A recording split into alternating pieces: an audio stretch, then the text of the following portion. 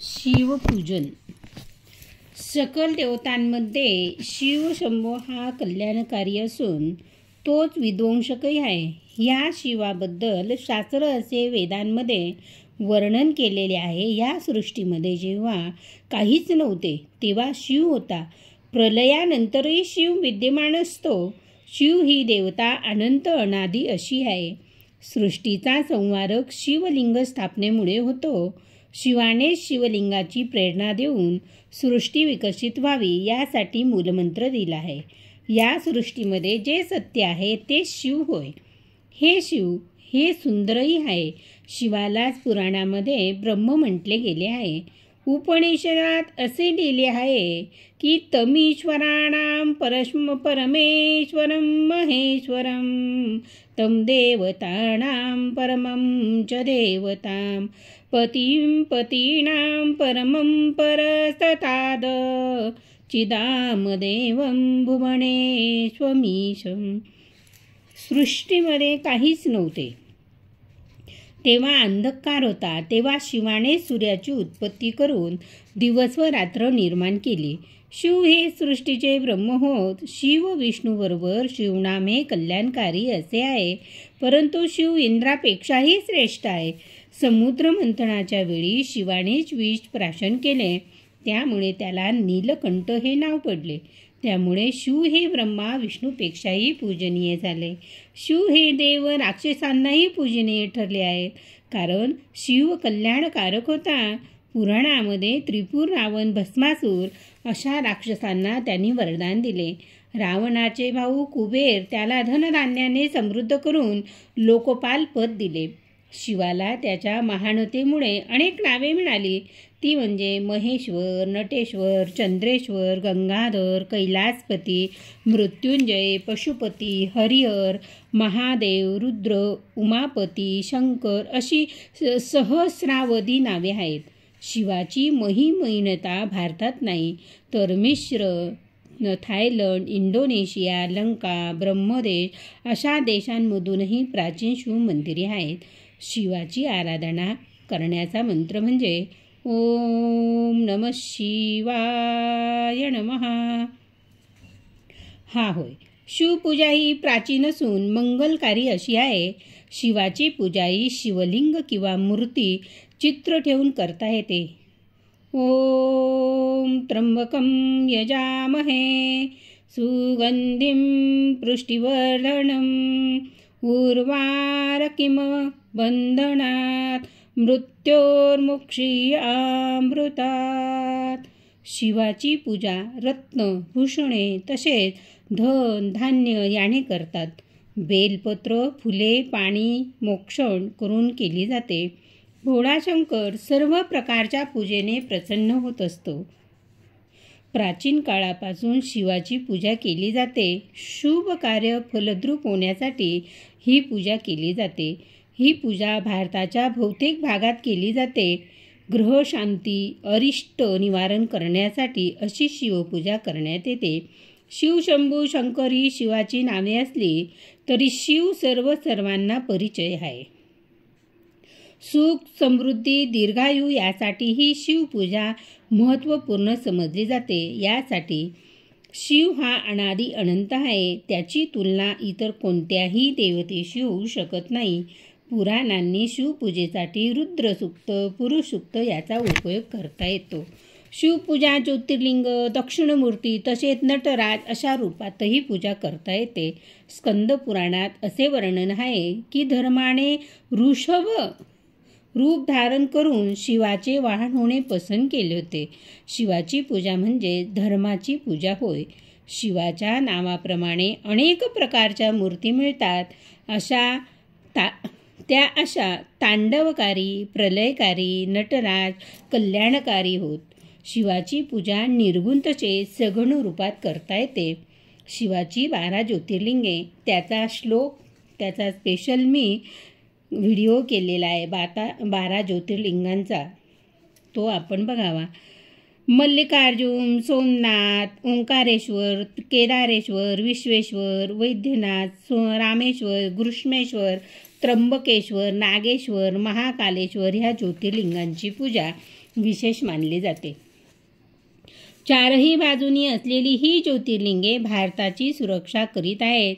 तसेच काशीचे विश्वनाथ मंदिर तसेच कैलास मंदिर ही शिवाची विशेष स्थाने होत. श्रीरामाने लंकेश्वर स्वारी करण्यापूर्वी रामेश्वर येथे शिवपूजन केले होते. रावण हा शिवभक्त होता. सर्व देशभर शिवाची पूजा केली जाते. शिवपूजा करणाऱ्याने प्रथमतः उठल्यावर ओम नमः शिवाय म्हणावे. नंतर स्नान करून स्वच्छ वस्त्र नेसून आसनावर बसावे. पुराणाप्रमाणे लावण्याआधी भस्म आमंत्रित करून लावावे. भस्म लावताना ललाटे तिलकं कृत्वा संध्याकर्म समाचरेत. अकृत्वा भालतिलकं च तस्मकर्म निरर्थकं. वरील मंत्र म्हणून भस्म लावावा. मृत्तिकां चंदनं चैव भस्मतोयं चतुर्थकं.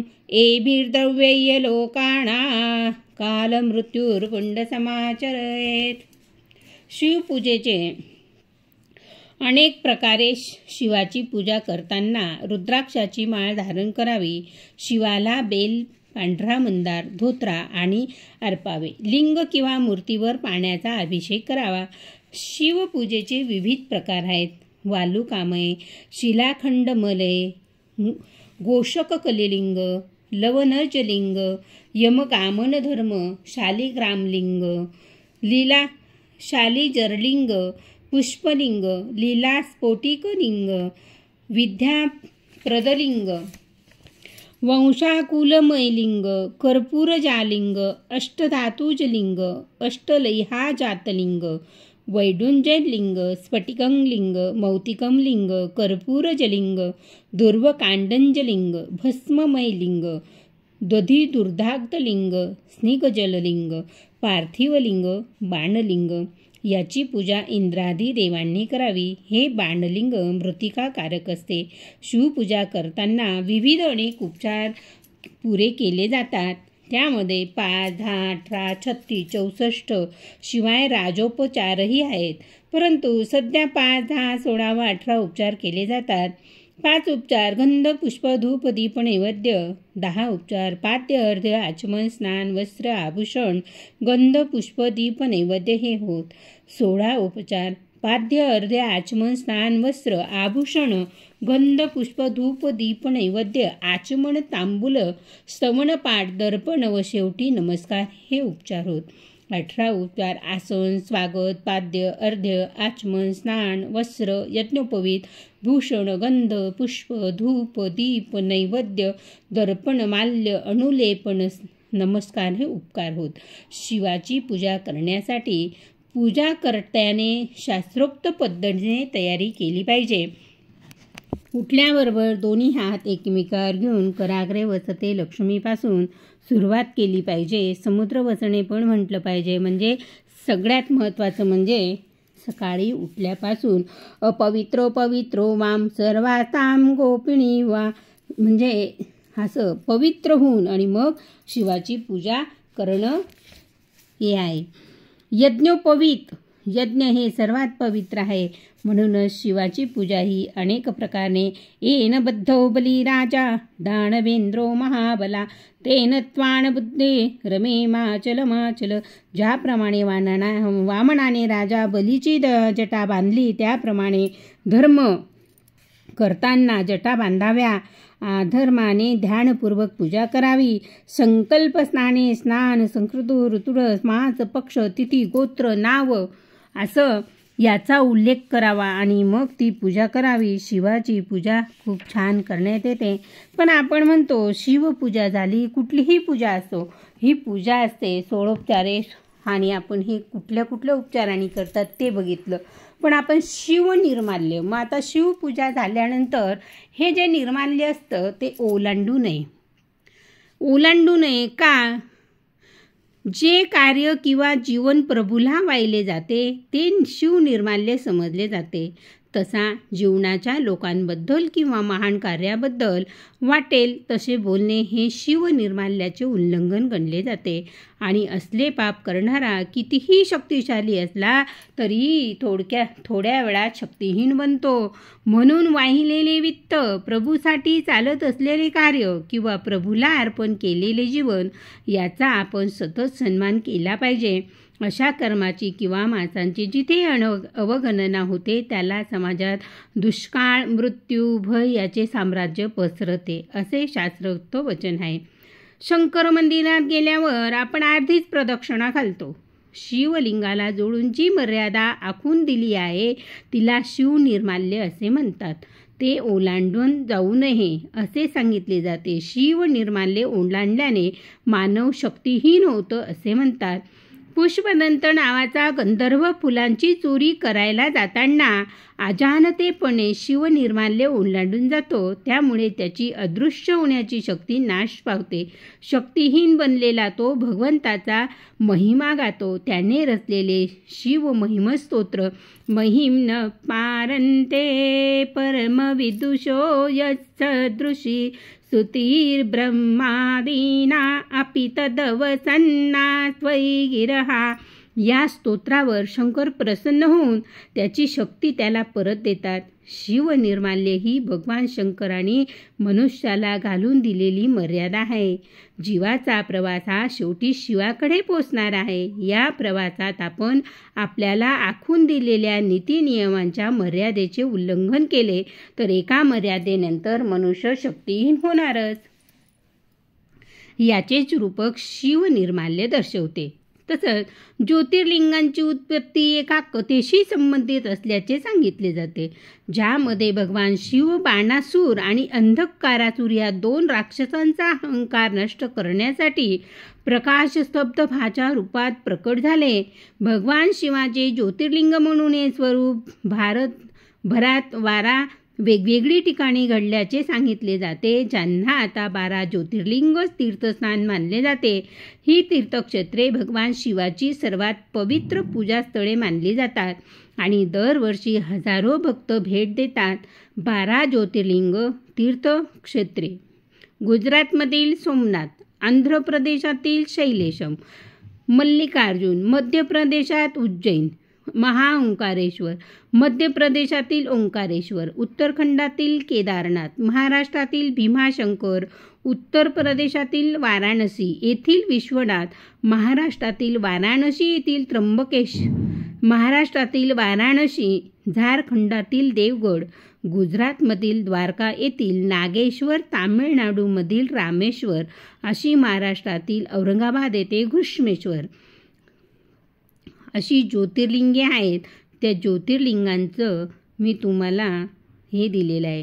म्हणून आजच्या पूजेचा माझा एकच हे होता की शिवनिर्माल्य ओलांडू नये आणि शिवाला अर्धी प्रदक्षिणा का घालतात त्याविषयी आणि शिवाची पूजा कशी केली जाते ती ही माहिती यामध्ये दिलेली आहे. कष्टाच्या कमाईला स्वाभिमानाचा गंध आणि परिस्थितीची जाणीव देखील असते. कष्ट केल्याविना होत नाही. तसंच आपण कष्टाशिवाय कुठलंही आपल्याला मिळत नाही. ते करायलाच पाहिजे. आयुष्य जगायचे असेल तर पाण्यासारखे जगा. कुणासोबतही एकरूप व्हा, पण स्वतःचे महत्त्व कमी होऊ देऊ नका. आणि स्वतःचे महत्त्व जर आपल्याला कमी होऊच द्यायचं नसेल तर आपण अनेक प्रकारे आपली पूजा विधी ही ठेवलीच पाहिजे. नाहीच काही झालं तर 3 त्रिकाळी तरी भगवंताचं नामस्मरण आपण केलं पाहिजे. माझे नाव सौ प्रमिला रवींद्र ब्राह्मणकर. प्रमिला छंद प्रमिला ब्राह्मणकर.